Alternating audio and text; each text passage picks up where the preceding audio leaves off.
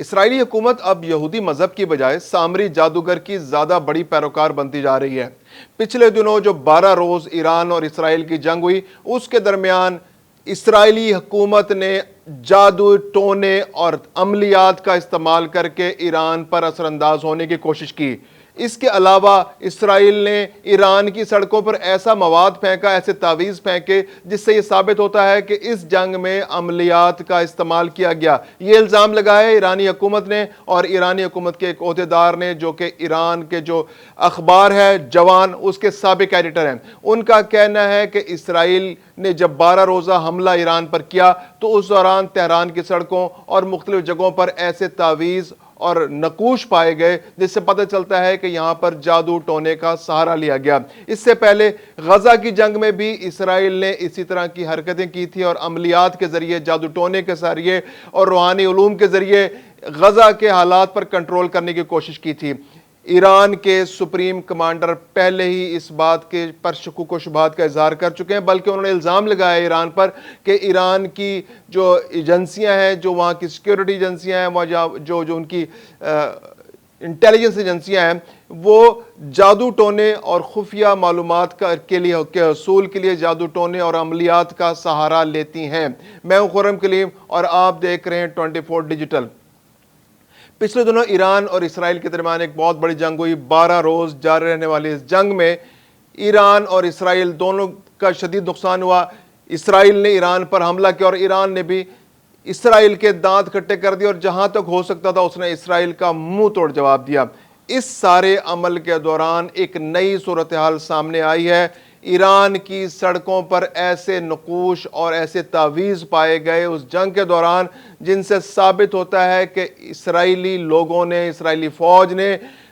عملیات کا، جادو ٹونے کا اور خفیہ روحانی علوم کا سہارا لیا تاکہ ایران پر کنٹرول بنایا جا سکے اور اس جنگ میں زیادہ فائدہ حاصل کیا جا سکے۔ نیتن یاہو جو اس بارے میں بڑے مہارت رکھتے ہیں، ان کا انٹرسٹ ہے اس چیز کے اندر، عملیات کے اندر اور جادو ٹونے کے اندر۔ تو یہودیوں کے اندر ایک ایسے گروہ پائے جاتے ہیں جو قبالہ ایک علم ہے ان کا، اس پہ ان کا خاصا عبور ہوتا ہے۔ تو ان لوگوں سے نیتن یاہو نے خصوصی طور پر رابطہ کیا اور جب جنگ ہو رہی تھی، بلکہ جنگ سے پہلے اس نے رابطہ کیا اور ان سے مدد مانگی کہ آپ کالے علوم کے ذریعے، آپ روحانی علوم کے ذریعے، آپ جادو ٹونے کے ذریعے، آپ خفیہ علم کے ذریعے ہماری مدد کریں تاکہ ہم ایران پر قابو پا سکیں۔ اس سے پہلے بھی ایرانی سپریم کمانڈر یہ بتا چکے تھے کہ جو ان کی انٹیلیجنس ایجنسیاں، اس کے اندر بھی خصوصی طور پر ایسے لوگ موجود ہوتے ہیں جو خفیہ علوم کے ذریعے، جو روحانی علوم کے ذریعے، بلکہ کالے علوم کے ذریعے، جادو ٹونے کے ذریعے ایران یا دوسرے ممالک کے اندر سے معلومات اکٹھی کرتے ہیں۔ انٹیلیجنس ان کے پاس ہوتی ہے، غیبی علوم ان کے پاس ہوتے ہیں، یعنی وہ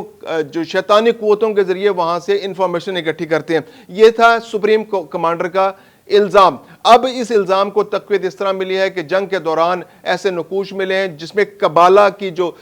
سسٹم ہے، جو ان کا ایک قبالہ بیسیکلی ایک ان کا ایک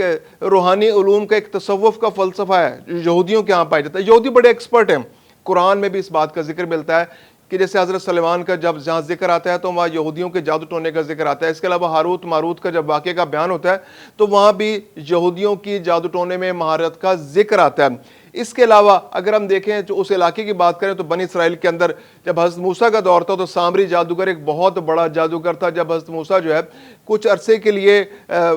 طور سینا پر گئے جب، تو اس وقت پیچھے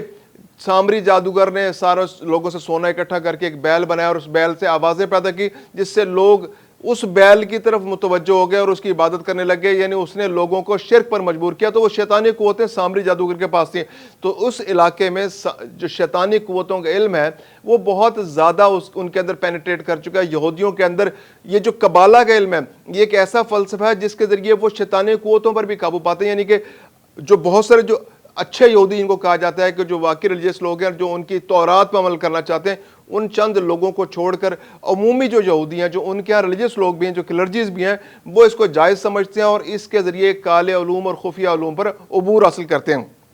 قبالہ جو ہے یہ ایک ایسا سسٹم ہے جس کے اندر تعویذ لکھے جاتے ہیں، استخارے کیے جاتے ہیں، عملیات کیے جاتے ہیں، جادو ٹونا کیا جاتا ہے اور مراقبے کیے جاتے ہیں جس سے مخالفین کو کنٹرول کرنے کی کوشش کی جاتی ہے، ان پر اثر انداز کرنے کی کوشش کی جاتی ہے، اور یہ اب عمل اتنا زیادہ بڑھ گیا ہے کہ اب یہ عمل ملکوں کو کنٹرول کرنے کے لیے اسرائیل استعمال کر رہا ہے۔ یعنی اسرائیل کے جو جادو ٹونوں کے ایکسپرٹ ہیں، یوں سمجھے کہ ان کی ایک فوج ہے، ایک اسکواڈن ان کا بھی بنا دیا گیا ہے، جو اپنے ملک میں بیٹھ کر جادو ٹونا کرتے ہیں اور جو ان کا مخالف ہوتا ہے اس کو کنٹرول کرنے کی کوشش کرتے ہیں۔ یہ 13ویں صدی کے اندر جو ہے یہ قبالہ کا جو علم ہے یہ ایمرج ہوا زیادہ۔ ویسے تو اس کا ذکر جو ہے پرانی تلمود میں بھی ذکر ملتا ہے، اس کے جو ان کی پرانی مدراس جو کتاب ہے اس کے اندر بھی اس کا اوریجن ملتا ہے کہ قبالہ کے علم کے ایکسپرٹ تھے یہودی۔ لیکن 13ویں صدی کے اندر جو اسپینش اور جو فرانسیسی یہودی تھے انہوں نے قبالہ کے علم میں زیادہ عبور حاصل کیا، اور جو کالے علوم تھے، جو مخفی علوم تھے، اس پر ان کا کنٹرول بنا۔ اور 20ویں اور 21ویں صدی میں تو یہ علم بہت عروج پر پہنچ گیا،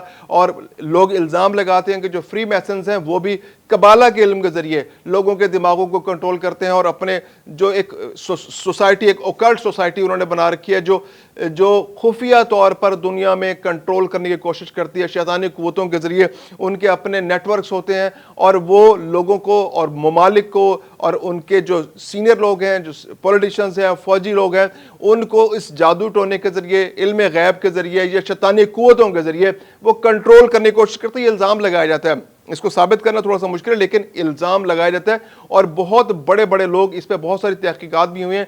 اس پہ محققین نے کام بھی کیا، اس پہ کتابیں بھی لکھی گئی ہیں کہ کس طرح سے فری میسنز اس قبالہ علم کا استعمال کر کے